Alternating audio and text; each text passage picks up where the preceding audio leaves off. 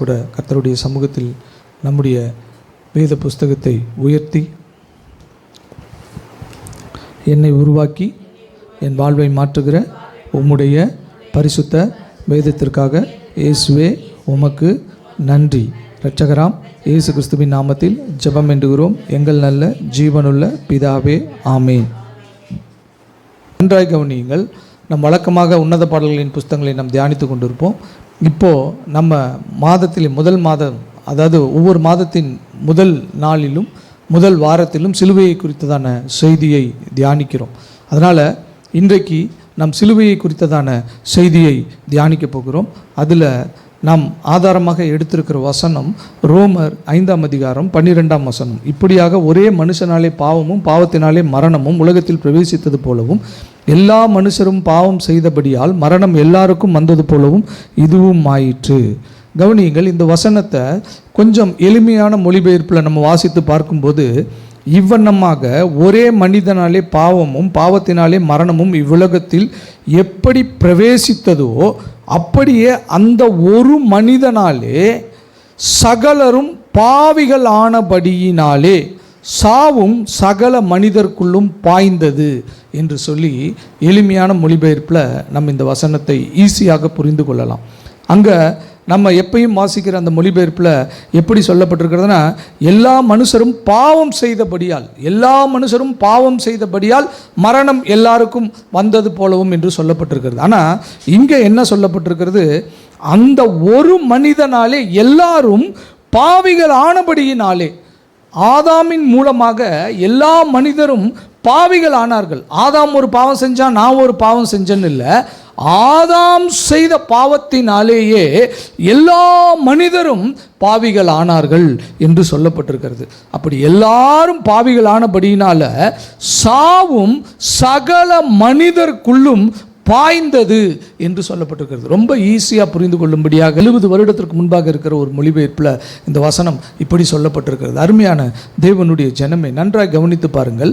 ஆதாம் செய்த அந்த பாவத்தின் நிமித்தம் எல்லாரும்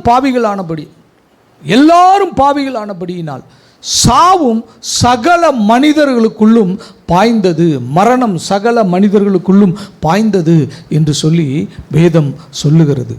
ஆதாம் ஒரு பாவம் செஞ்சால் நான் ஒரு பாவம் செஞ்சேன் அப்படிங்கிற மாதிரி இல்லை. இப்போ நான் ஒரு பாவம் செஞ்சேன், நீங்கள் ஒரு பாவம் செஞ்சேன்னு வேணால் சொல்லலாம். ஆனால் ஆதாம் செய்த பாவத்தின் நிமித்தமே எல்லாரும் பாவிகளாக்கப்பட்டிருக்கிறார்கள். ஒரே மனிதனாலே, ஒரே பாவத்தின் நிமித்தம் இவ்வுலகத்தில் மரணம் வந்தது. அப்படியே அந்த ஒரே மனிதனினாலே சகலரும் பாவிகளானபடியினால சாவும் சகல மனிதர்களுக்குள்ளும் பாய்ந்தது என்று சொல்லி நாம் பார்க்கிறோம். கவனியுங்கள், மனிதன் பாவத்தையும் பாவத்தின் சம்பளமாகிய மரணத்தையும் பெற்றுக்கொண்டான் என்று சொல்லி வேதம் அறிவிக்கிறது. இந்த மரணம் என்பது ஆதாமின் காலம் முதலாய் இன்று வரைக்கும் தொடர்ந்து எல்லா மனிதர்களின் மேலும் வருகிறதாய் இருக்கிறது. ஒவ்வொரு மனிதனும் மரணத்தை ருசி பார்த்தே ஆக வேண்டும். ரட்சிக்கப்பட்ட மனிதனும் அவனும் மரித்தே ஆக வேண்டும். பாவத்தை கர்த்தர் மன்னித்து விடுகிறார், பாவி நீதிமானாக மாற்றப்படுகிறான். ஆனாலும் அந்த மனிதனும் மரணத்தை ருசி பார்த்தே ஆக வேண்டும். ஆதாமின் மூலமாக உண்டான மரணம் எல்லா மனிதர்கள் மேலும் வந்தது. சகலருக்கும் சாவு உரியதாய் மாறினது, சகல மனிதர்களுக்குள்ளும் சாவு பாய்ந்தது என்று சொல்லி வேதம் சொல்லுகிறது. அருமையான தேவனுடைய ஜனமே, நன்றாக கவனித்து பாருங்கள். தேவன் இந்த பூமியில் வரும்பொழுது, தேவன் மனிதர்களுக்காக அவருடைய ரட்சிப்பை தொடங்கும் பொழுது, மனிதர்களுக்காக தேவன் மரிக்கும் பொழுது அந்த மனிதர்கள் எப்படி இருந்தார்கள் என்று சொல்லி வேதத்தில் நம்ம வாசிக்க முடிகிறது.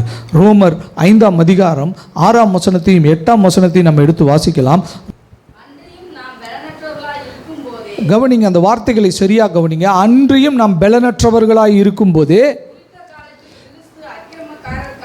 குறித்த காலத்தில் கிறிஸ்து அக்கிரமக்காரருக்காக மரித்தார். அடுத்தது 8, நாம் பாவிகளாய் இருக்கையில் கிறிஸ்து நமக்காக மரித்ததினாலே தேவன் நம்மேல் வைத்த தமது அன்பை விளங்க பண்ணுகிறார். இந்த 2 வசனத்தை நாம் வாசித்து பார்க்கும்போது, பலனற்றவர்களாய் இருந்தோம், அக்கிரமக்காரர்களாய் இருந்தோம், பாவிகளாய் இருந்தோம் என்று சொல்லி பார்க்கிறோம். பலனற்றவர்களாய் இருந்தோம், பாவிகளாய் இருந்தோம், அக்கிரமக்காரராய் இருந்தோம் என்று சொல்லி பார்க்கிறோம். இது நம்முடைய செய்கையின் மூலமாக வந்த காரியம் அல்ல. இது ஆதாமின் மூலமாக, ஆதாம் பெற்றுக்கொண்ட அந்த காரியத்தின் மூலமாக நாமும் பலனற்றவர்களாய் போனோம், அக்கிரமக்காரராய் போனோம், பாவிகளாய் மாறினோம் என்று சொல்லி வேதம் சொல்லுகிறது. இப்படி இருந்த ஜனங்களுக்காக ஆண்டவராகிய இயேசு கிறிஸ்து குறித்த நேரத்தில் வந்தார். பிதா இப்படிப்பட்ட ஜனங்களுக்காக தம்முடைய ஒரே பேரான குமாரனை கொடுத்து இவ்வளவாய் உலகத்தில் அன்பு கூர்ந்தார் என்று சொல்லி பார்க்கிறோம். கவனிங்க, ஆண்டவராகிய இயேசு கிறிஸ்து வரும்பொழுது மனிதன் பலனற்றவனாக இருந்தான், அவன் பாவத்தில் இருந்தான், அவன் அக்கிரமத்தில் இருந்தான், அவனுடைய முடிவு மரணமாய் இருந்தது என்று சொல்லி பார்க்கிறோம். அந்த மரணத்திற்கு பின்பாக அவனுக்கு நித்திய நரகம் கொடுக்கப்பட்டிருந்ததை பார்க்கிறோம். அது மட்டுமில்ல, தூதர்களுக்காகவும், அதாவது பிசாசுக்காகவும் அவனுடைய தூதர்களுக்காகவும் உண்டு பண்ணப்பட்ட நரக ஆக்கினைக்குள்ள, நரக பாதாளத்துக்குள்ள அவன் போய் விழுந்தான் என்று சொல்லி பார்க்கிறோம். பிதாவினுடைய இரக்கம் இங்கு வெளிப்படுகிறது. மனிதன் மரணம், நித்திய நரகம் என்று இருந்த அந்த காரியத்தை பிதா தடுத்து நிறுத்த விரும்பினார். மனிதன் பாவம், மரணம், நித்திய நரகம் என்று இருந்ததை தேவன் தடுத்து நிறுத்த விரும்பினார். தம்முடைய அன்பின் குமாரனை அனுப்பினார். பாவமும் அதன் சம்பளம் மரணமும் அதன் பின்பாக வருகிற அந்த நரக ஆக்கினியையும் தேவன் மாற்றி போடுகிறதற்கு விரும்பினார் என்று சொல்லி பார்க்கிறோம். தேவன் மாற்றி போடுகிறதற்கு விரும்பினார் என்று சொல்லி பார்க்கிறோம். கர்த்தராகிய இயேசு கிறிஸ்து பாவம் இல்லாதவராக இந்த பூமியில் பிறந்தார். பாவம் இல்லாதவராகவே அவர் வாழ்ந்தார். அவருக்குள்ள நித்திய ஜீவன் உண்டாய் இருந்தது என்று சொல்லி பார்க்கிறோம். அவருக்குள்ள நித்திய ஜீவன் உண்டாய் இருந்தது என்று சொல்லி பார்க்கிறோம். யோவானில் ரொம்ப அழகா, யோவான் எழுதின நிருபத்தில் ரொம்ப அழகா ஒரு வசனம் கொடுக்கப்பட்டிருக்கிறது. யோவான் 1 யோவான் 1ஆம் அதிகாரம் 2ஆம் வசனத்தை எடுத்து வாசிங்களேன்.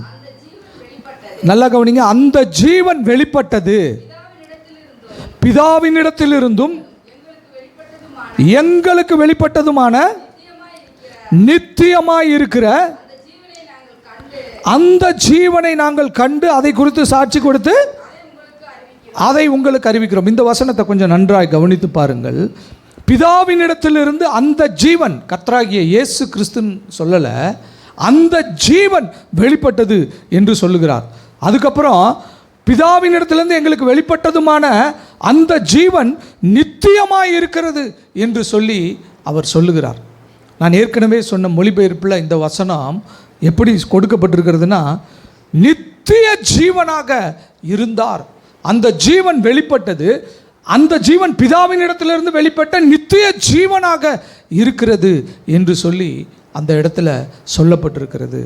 அருமையான தேவனுடைய ஜெபமே, ஆண்டவராகிய இயேசு கிறிஸ்து இந்த பூமியில் வெளிப்படும் போது நித்திய ஜீவனாக வெளிப்பட்டார். நித்திய ஜீவனாக வெளிப்பட்டார். கவனிங்க, அவர் மனிதனாக தான் இந்த பூமிக்கு வந்தார்.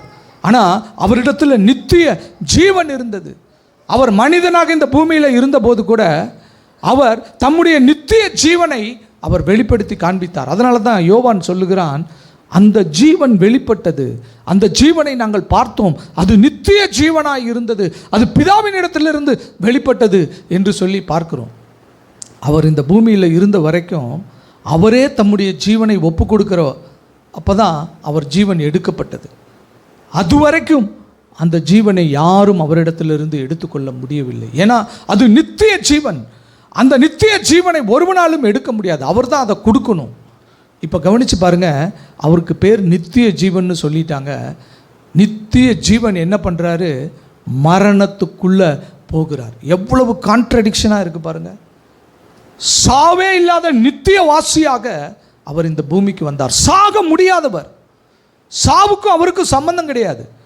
அந்த ஜீவன் என்று யோவான் சொல்லுகிறான். அவர் நித்திய ஜீவனாய் இருக்கிறார். இப்போ இந்த நித்திய ஜீவன் மரணத்துக்குள்ள போகிறது. அதை எப்படி நாம் புரிந்து கொள்ள முடியும்? எப்படி அதை நாம் வர்ணிக்க முடியும்? எப்படி அதை நாம் ஏற்றுக்கொள்ள முடியும்? எப்படி ஆப்போசிட்டான ஒரு காரியம்? நித்திய ஜீவன்னா என்ன? நித்தியமாய் மரணம் இல்லாத ஒரு ஜீவன். அந்த ஜீவன் என்ன செய்கிறது? மரணத்திற்குள்ள போகிறது. அப்போ அது மரணத்திற்குள்ள போகிற காரியத்தை வேதம் எப்படி அறிவிக்குது என்று சொல்லி பார்க்கும்போது எபிரேயரில் ரொம்ப அழகாக அந்த வசனம் சொல்லப்பட்டிருக்கிறது. எபிரேயர் 2ஆம் அதிகாரம் 9ஆம் வசனத்தை எடுத்து வாசிங்களேன். என்றாலும் தேவனுடைய கிருபையினாலே ஒவ்வொருவருக்காகவும் மரணத்தை ருசி பார்க்கும்படிக்கு தேவ தூதரிலும் சற்று சிறியவராக்கப்பட்டிருந்த இயேசு மரணத்தை உத்தரித்ததின் நிமித்தம் மகிமையினாலும் கனத்தினாலும் முடிசூட்டப்பட்டதை காண்கிறோம். என்றாலும் தேவன் கிருபையினாலே ஒவ்வொருவருக்காகவும் மரணத்தை ருசி பார்க்கும்படிக்கு, கவனிங்க, மரணத்தை ருசி பார்க்கும்படிக்கு, மரணத்தை போய் மறிக்கிறதற்காக இல்லை, அவர் மரணத்தை ருசி பார்க்கும்படிக்கு. ரொம்ப எளிமையான மொழிபெயர்ப்பில் சொல்லணும்னா சுவைக்கும்படிக்கு, மரணத்தை சுவைக்கும்படிக்கு அவர் மரணத்திற்குள்ள அந்த நித்திய ஜீவன் போனது என்று சொல்லி பார்க்கிறோம்.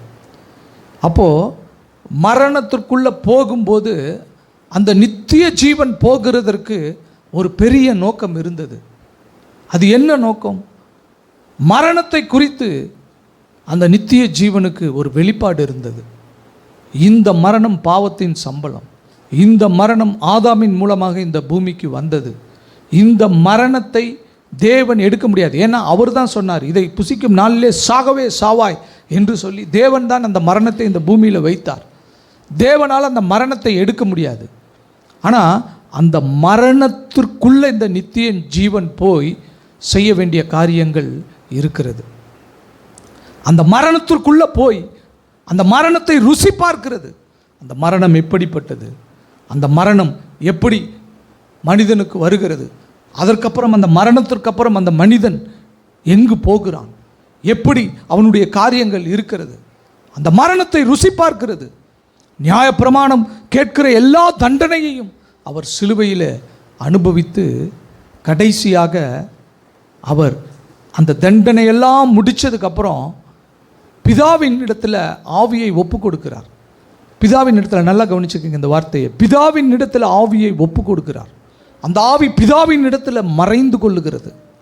அவருடைய ஆவி பிதாவின் இடத்துல மறைந்து கொள்ளுகிறது.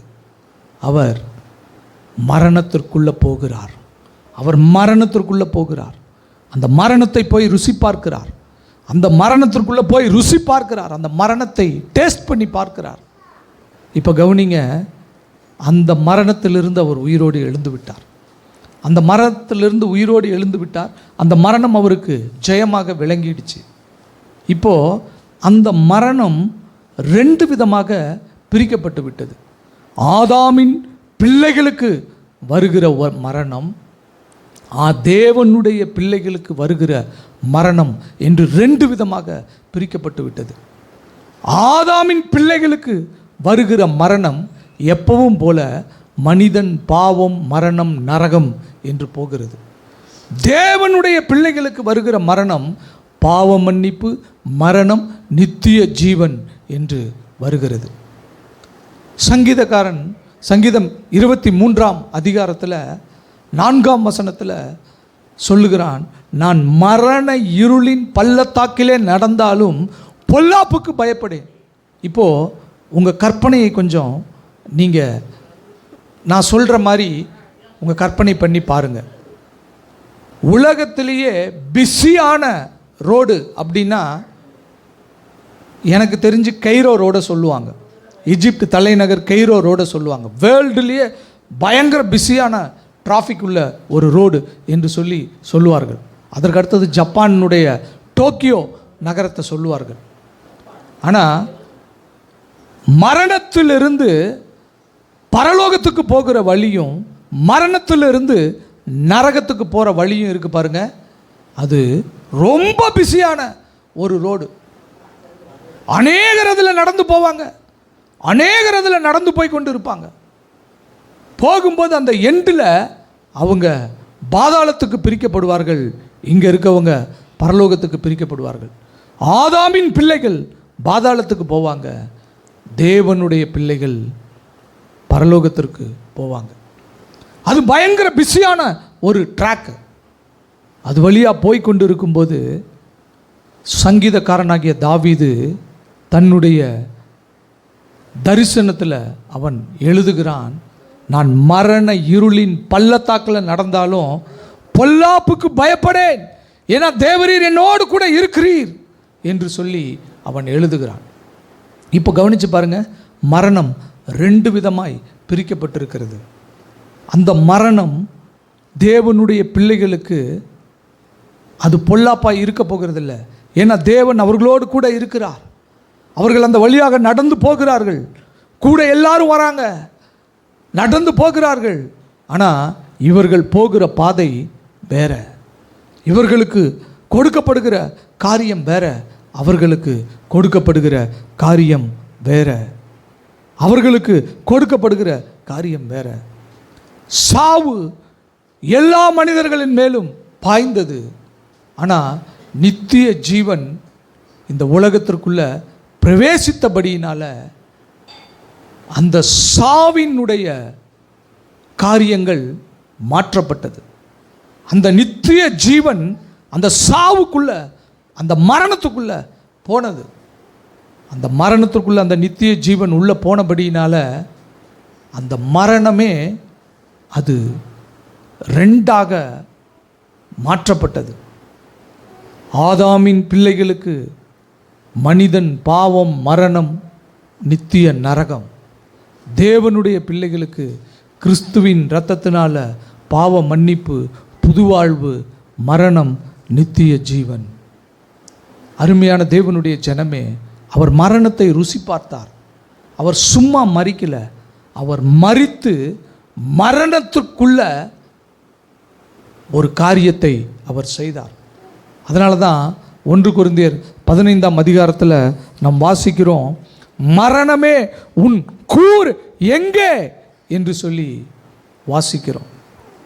மரணமே உன் கூர் எங்கே, பாதாளமே உன் ஜெயம் எங்கே. கூர் என்றால் வெற்றி. மரணமே உன் வெற்றி எங்கே, பாதாளமே உன் ஜெயம் எங்கே. இதுவரைக்கும் மரிக்கிறவனை எல்லாம் நீ சந்தோஷத்தோட பாதாளத்துக்கு கொண்டு போன, பாதாளம் ஜெயமாய் அவர்களை விழுங்கினது, பெரிய சந்தோஷம்.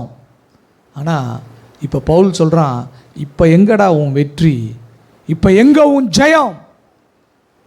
நான் மரண இருளின் பள்ளத்தாக்கில் நடந்தாலும் பொல்லாப்புக்கு பயப்படேன், என் தேவன் என்னோடு கூட இருக்கிறார். நான் நடந்து போகிறேன், நான் நடந்து போகிறேன், நான் நடந்து போகிறேன், ஆனால் நான் பரலோகத்திற்கு போய் சேருகிறேன். அருமையான தேவனுடைய ஜனமே, நம்முடைய தேவன் தம்முடைய ஜீவனை பிதாவின் இடத்துல ஒப்பு கொடுத்தார் என்று சொல்லி சொன்னேன். என் ஆவியை அவரிடத்துல ஒப்பு கொடுத்தார். என் ஆவியை அவரிடத்துல, பிதாவின் இடத்துல அவர் ஒப்பு கொடுத்தார் என்று சொல்லி பார்க்கிறோம். இப்போது இந்த மரணம் எப்படி நம்முடைய வாழ்க்கையில் வருகிறது? இப்போது நான் இதை எப்படி என்னுடைய வாழ்க்கையில் நான் வெளிப்படுத்த முடியும்? எப்படி நான் வெளிப்படுத்த முடியும்? எனக்கு இது எப்படிப்பட்ட ஒரு வெளிப்பாட்டை கொடுக்கும்படிக்கு எனக்கு சொல்லப்பட்டிருக்கிறது? இதை நன்றாய் கவனித்து வாசித்து பாருங்கள். ரோமர் 6ஆம் அதிகாரம் 3ஆம் வசனத்தை எடுத்து வாசிங்களேன். கிறிஸ்து இயேசுவுக்குள்ளாக ஞானஸ்நானம் பெற்ற நாம் அனைவரும், கவனிங்க, அவருடைய மரணத்திற்குள்ளாக ஞானஸ்நானம் பெற்றதை அறியாதிருக்கிறீர்களா? கவனிங்க, அவருடைய மரணத்திற்குள்ளாக என்கிறதான அந்த காரியத்தை விட இன்னொரு ஸ்டெப் மேலே போய் எளிதில் புரிந்து கொள்ளும்படியாக நான் ஒரு காரியத்தை சொல்லுகிறேன். அவருடைய மரணத்தினாலே, இப்போ உங்களுக்கு நல்லா புரியும் பாருங்க. அவருடைய மரணத்தினாலே ஞான ஸ்நானத்தை நீங்கள் பெற்றிருக்கிறீர்கள். அவருடைய மரணம் எப்படிப்பட்டதுன்னு நான் உங்களுக்கு சொன்னேன். அவர் என்ன செய்கிறார்? அவருடைய மரணத்தினாலே நம்மை ஞானஸ்நானம் நமக்கு கொடுத்துருக்கிறார். அவருடைய மரணத்தினாலே நம்ம ஞானஸ்நானம் பெற்றிருக்கிறோம். இப்போது அவருடைய மரணத்தினால நம்ம ஞானஸ்நானம் பெற்றிருக்கிறது எப்படி பார்க்கப்படுகிறதுனா, நாமும் அந்த மரணத்திற்குள்ளே போனபடியாக பார்க்கப்படுகிறது. நாமும் அந்த மரணத்திற்குள்ளே போனபடியாக பார்க்கப்படுகிறது. அருமையான தேவனுடைய ஜனமே, நாமும் அந்த மரணத்திற்குள்ளாக போய் அவருடைய உயிர்த்தெழுதலின் சாயலில் பங்கடைகிறோம். இப்போ இதில் நமக்கு கிடைச்சிருக்கிற பெரிய பாக்கியம் என்ன தெரியுமா? ஆண்டவராகிய இயேசு கிறிஸ்து அவர் மரிக்கும்போது பிதாவின் இடத்துல தம்முடைய ஜீவனை ஒப்பு கொடுத்தார், தம்முடைய ஆவியை ஒப்பு கொடுத்தார். கொலேசையர் 3ஆம் அதிகாரம் 3ஆம் வசனத்தை எடுத்து வாசிங்களேன். ஏனென்றால் நீங்கள் மரித்தீர்கள், கவனிங்க, நல்லா கவனிங்க, உங்கள் ஜீவன் கிறிஸ்துவுடனே கூட தேவனுக்குள் மறைந்திருக்கிறது. பாருங்க, அவர் சிலுவையில் என்ன செஞ்சாராம்? மரிக்கிறதற்கு முன்பாக பிதாவே என் ஆவியை உம்முடைய கையில் ஒப்படைக்கிறேன் என்று சொல்லி ஒப்படைத்து விட்டார். அவருடைய மரணம் சம்பவிக்கிறதற்கு முன்பாக தம்முடைய ஆவியை பிதாவின் இடத்துல ஒப்பு கொடுத்து விட்டார். இப்போது அவருடைய மரணத்திற்குள்ளாக, அவருடைய மரணத்தினால ஞானஸ்நானம் எடுத்திருக்கிற நமக்கும் என்ன செய்கிறாராம்? அவரோடு கூட நம்முடைய ஜீவனை பிதாவுக்குள்ளே கொண்டு போய் வச்சிட்றாராம். இப்போது நீங்கள் இங்கே உக்காந்துருக்கீங்க, ஆனால் உங்கள் ஜீவன் எங்கே மறைஞ்சிருக்கு தெரியுமா? பிதாவின் இடத்துல மறைந்திருக்கிறது. பிதாவின் இடத்துல மறைந்திருக்கிறது. உங்கள் ஜீவன் பிதாவின் இடத்துல மறைந்திருக்கிறது. நீங்கள் ஞானஸ்நானத்தில் கிறிஸ்துவுடனே கூட மரித்திருக்கிறீர்கள். நீங்கள் ஞானஸ்தானத்தில் கிறிஸ்துவுடனே கூட மரிக்கும்போது எப்படி கிறிஸ்து பிதாவின் இடத்துல தம்முடைய ஜீவனை ஒப்பு கொடுத்தாரோ, அதே போல் உங்களுடைய ஜீவனையும் என்னுடைய ஜீவனையும் எடுத்து அவர் பிதாவின் இடத்துல மறைத்திருக்கிறார். கிறிஸ்துவோடு கூட பிதாவின் இடத்துல நம்முடைய ஜீவன் மறைந்திருக்கிறது என்று சொல்லி பார்க்கிறோம். இப்போது எனக்கு மரணம் வராதா? மரணம் வரும். அந்த மரணத்தை ஆண்டவர் எப்படி சொல்கிறார் தெரியுமா? எவிருவினுடைய வீட்டுக்குள்ளே வராரு. அந்த சிறு பெண் மரித்து போயிருக்கிறாள். மரணம் மரணம் மரணம் என்கிற வார்த்தை அந்த இடத்துல சொல்லப்பட்டிருக்கிறது. எப்போ செத்தாங்க? எப்படி செத்தாங்க? சின்ன பிள்ளையா இருக்கே, செத்து போச்சே, இதுக்குள்ளேயா மரணம் வரணும்? அந்த மரணம் மரணம் மரணம் என்கிற வார்த்தை அந்த இடத்துல பேசி கொண்டு இருக்கிறார்கள். ஆனால் ஆண்டவராகிய இயேசு கிறிஸ்து அந்த இடத்துல வராரு, விலகுங்கள், இந்த சிறு பெண் நித்திரையாய் இருக்கிறாள் என்று. விலகுங்கள், இந்த சிறு பெண் நித்திரையாய் இருக்கிறாள். அவன் நித்திரையா இருக்காப்பா. அவ ஜீவன் கர்த்தர் இடத்துல இருக்கு, கர்த்தர் கையில் மறைஞ்சிருக்கு.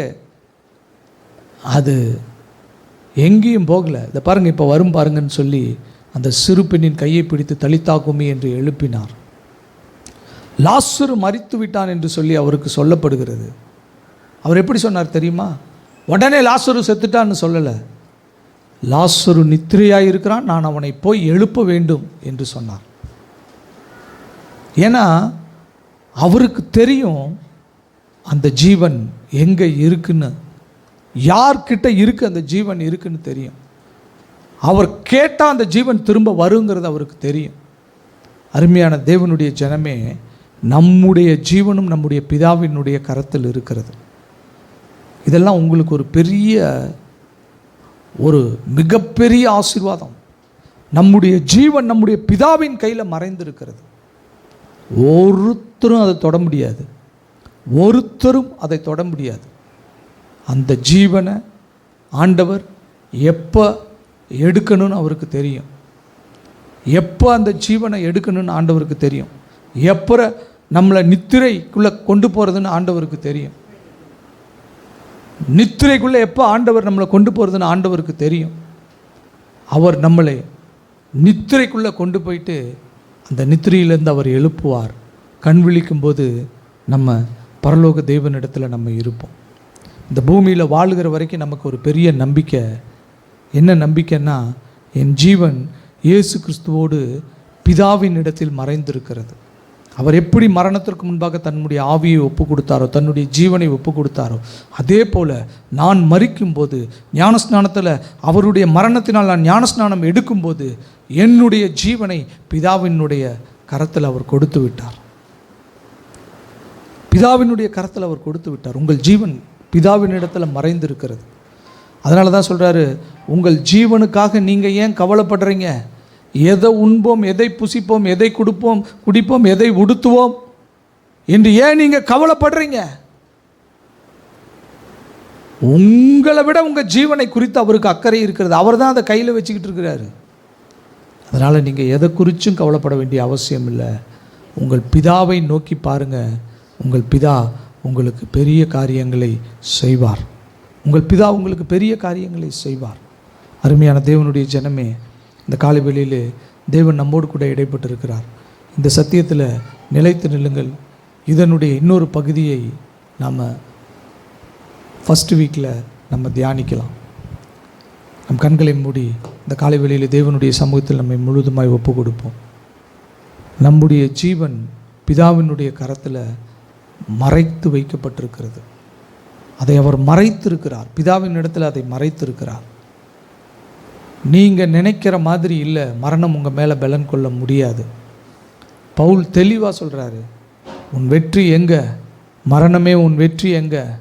பாதாளமே உன் ஜெயம் எங்கே? எவ்வளவு பேரை நீ வெற்றியோட பாதாளத்தில் கொண்டு போய் போட்ட, எவ்வளவு பேரை பாதாளம் ஜெயமாம் விழுங்குச்சு.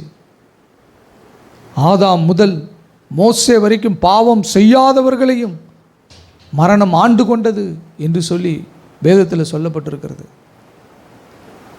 ஆதாம் முதல் மோசே வரைக்கும் பாவம் செய்யாதவர்களையும். ஏன்னா அப்போ அது மோசேக்கு அப்புறம் தான் நியாயப்பிரமாணம். நியாயப்பிரமாணம் வந்ததுக்கு அப்புறம் தான் நியாயப்பிரமாணத்தின்படியான மரணம், நியாயப்பிரமாணம் இல்லாத மரணம் என்று பிரிக்கப்பட்டது. அதுக்கு முன்னாடி வரைக்கும் நியாயப்பிரமாணம் கிடையாது. ஆனால் அதுக்கு முன்னாடி வரைக்கும் பாவம் செய்யாமல் இருந்தவன் கூட மரித்தான் என்று சொல்லி பார்க்கிறோம். பாவம் செய்யாமல் இருந்தவன் கூட மரித்தான். அவனுடைய கதையெல்லாம் தேவன் அவர்தான் நிதானித்து அவனை கொண்டு வரணும் பரலோகத்துக்குள்ள. அருமையான தேவனுடைய ஜனமே, இந்த மாதத்தில் தொடக்கத்தில் ஆண்டவர் நமக்கு சொல்கிற காரியம், உங்களுடைய ஜீவன் என்னிடத்தில் மறைக்கப்பட்டிருக்கிறது. நீங்கள் எதை குறித்தும் கவலைப்படக்கூடாது. ஐயோ வியாதி வந்துடுமோ, ஐயோ இப்படி ஆகிடுமோ, அப்படி ஆகிடுமோ, எதை குறித்தும் கவலைப்படக்கூடாது.